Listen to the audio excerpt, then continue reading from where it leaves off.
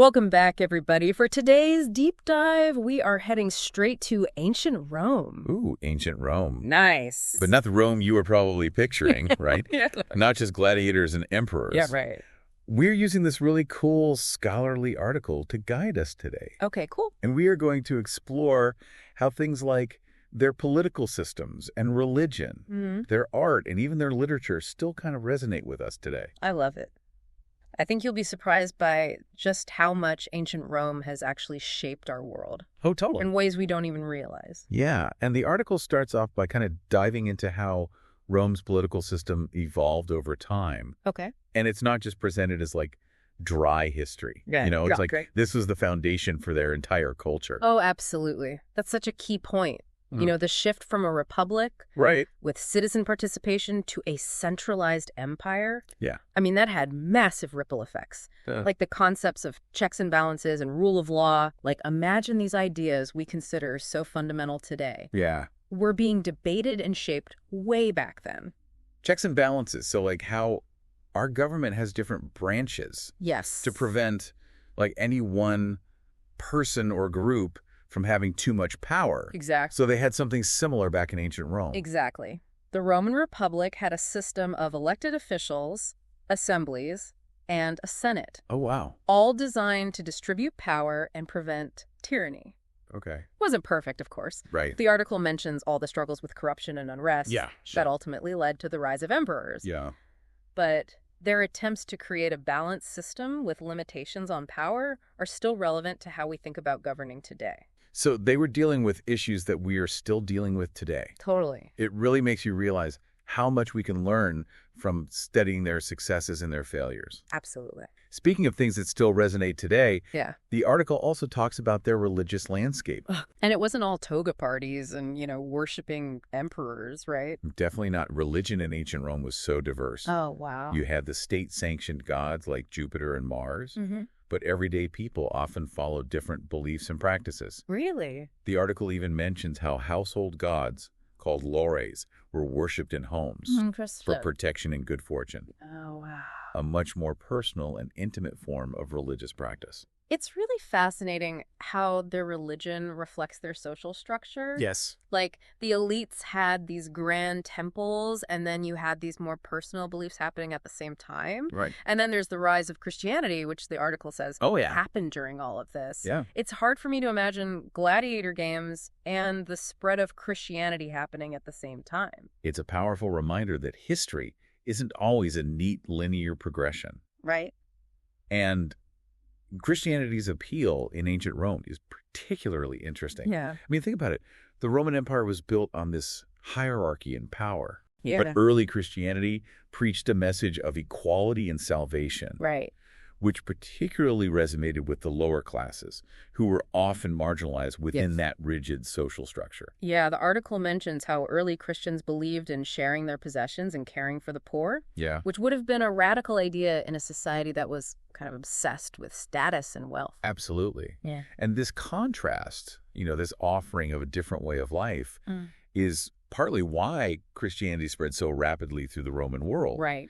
And of course, it eventually became the official religion of the empire, Yeah. which really just demonstrates how powerful its message and impact were. Wow. It's amazing how these ancient events still shape our understanding of religion and society today. For sure.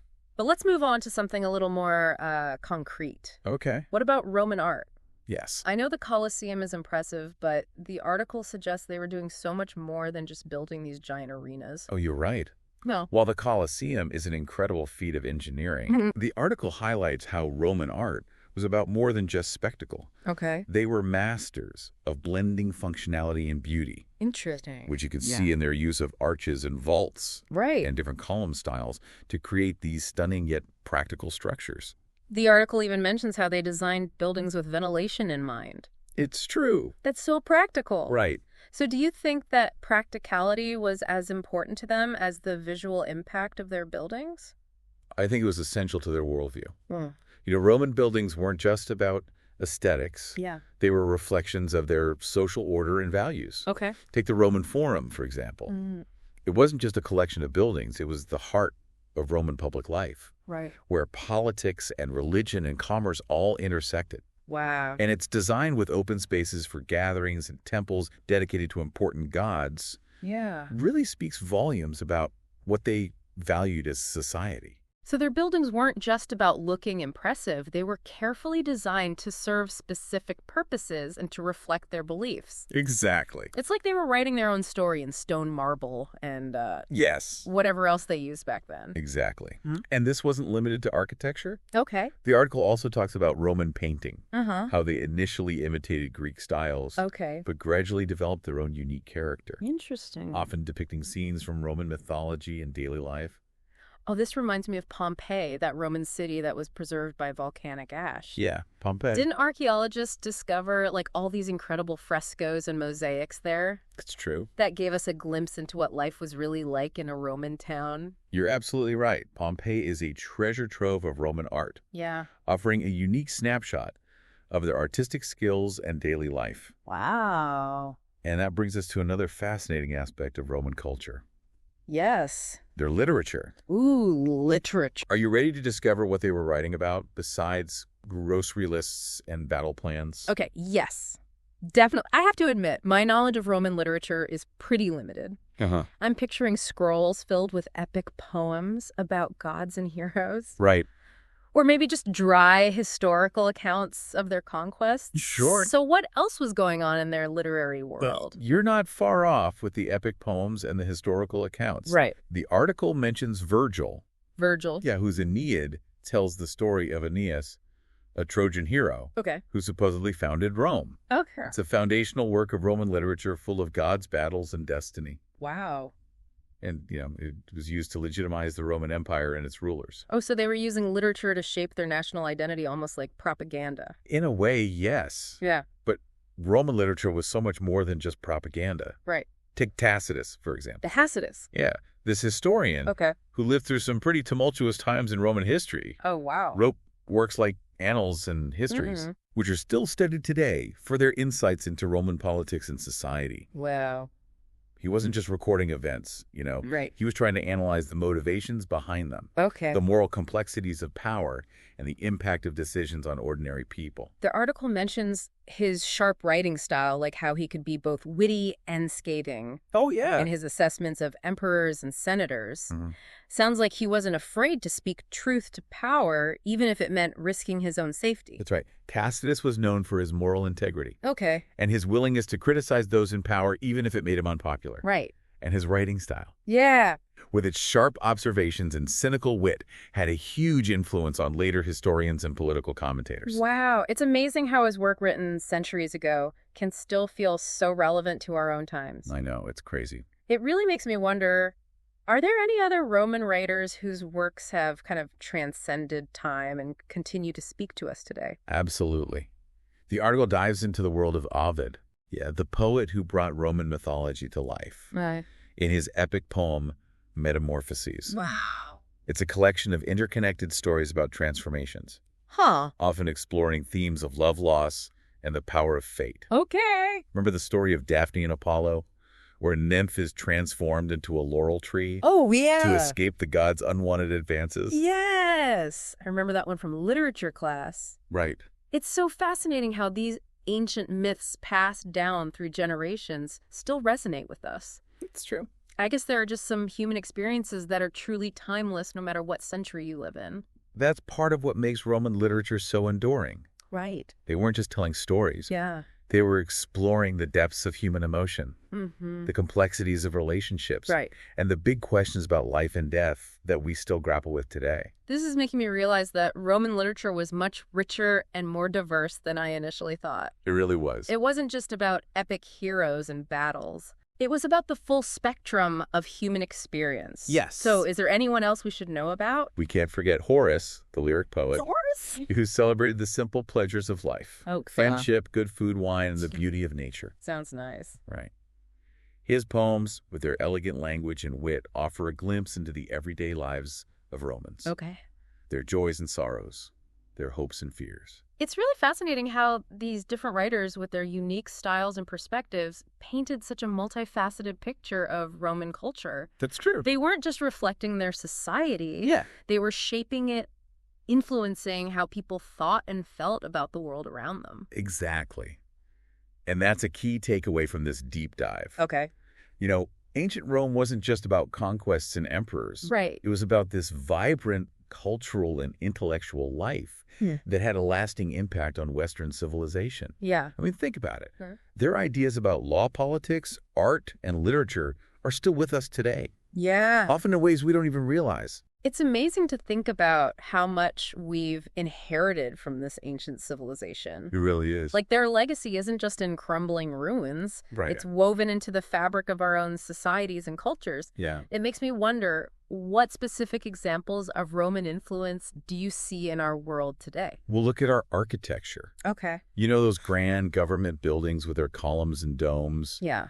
They're directly inspired by Roman designs. And think about our legal systems. Okay. The concept of a trial by jury. Yeah. The emphasis on due process. Right. The idea that everyone is equal under the law. Mm-hmm.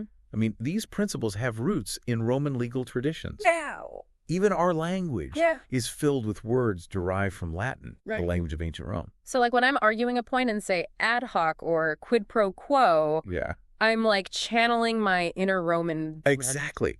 You're using words that have traveled through time, carrying with them the echoes of Roman thought and culture.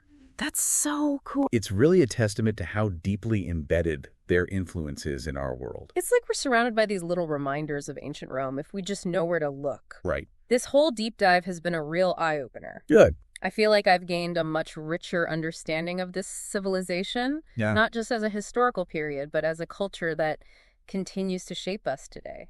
And that's why this article's conclusion is so compelling. Okay. It argues that studying ancient Rome's development isn't just about appreciating the past. Right. It's about equipping ourselves to navigate the complexities of our own present. So it's not just about memorizing dates and names. Exactly. It's about learning from their experiences. Yeah. Their successes and failures. Yes. To better understand our own challenges. Precisely. Think about the challenges that we face today. Okay. Political polarization. Uh-huh. Rapid technological advancements. Yeah. Globalization. Right. I mean, these are all issues that in some ways echo the dilemmas and opportunities faced by ancient Rome. They, too, experienced periods of intense political division, Okay. social unrest, Yeah. and technological innovation. So by studying how they navigated these transitions and upheavals, Yes. we might gain some valuable insights into our own paths forward. Exactly. Are there any specific examples from Roman history that you think are particularly relevant to us today? Well, consider the Roman Republic's struggle to balance individual freedoms Yeah. with the need for social order. Okay. You know, they experimented with different forms of government, Right. tried to create a system that would be both fair and effective. Mm-hmm. Ultimately, they transitioned to an empire. Right. But their efforts to reconcile liberty and authority Yeah. offer valuable lessons as we grapple with similar questions in our own democracies. It's fascinating how these ancient debates about power, freedom, and the role of government still resonate with us today. It's true. It's like we're still wrestling with the same fundamental questions about how to create a just and equitable society. Exactly. And that's why this article emphasizes the importance of a nuanced understanding of ancient Rome. Okay. You know, it wasn't a utopia. Right. And they certainly made their share of mistakes. Sure. But by studying their successes and failures, we can gain a broader perspective Yeah. on human nature, the complexities of governance, and the enduring challenges of building a thriving civilization. This deep dive has been a real journey, not just through time, but through ideas. I agree. We've gone beyond the stereotypes, explored the complexities, and emerged with a new appreciation for the enduring legacy of this fascinating civilization. It's been a pleasure exploring these ideas with you. Likewise. And remember, the journey of discovery never truly ends. Right. Keep exploring, keep questioning, and keep connecting the past to the present. Yeah. Who knows what insights you might uncover. Well, thank you for taking us on this incredible deep dive into ancient Rome. You're welcome. I think we've all learned something valuable today. I hope so. To our listeners, we hope you've enjoyed this exploration as much as we have. Me too. Until next time, keep digging deeper. And remember, the past is never truly past. That's right. It's always shaping who we are and who we have the potential to become.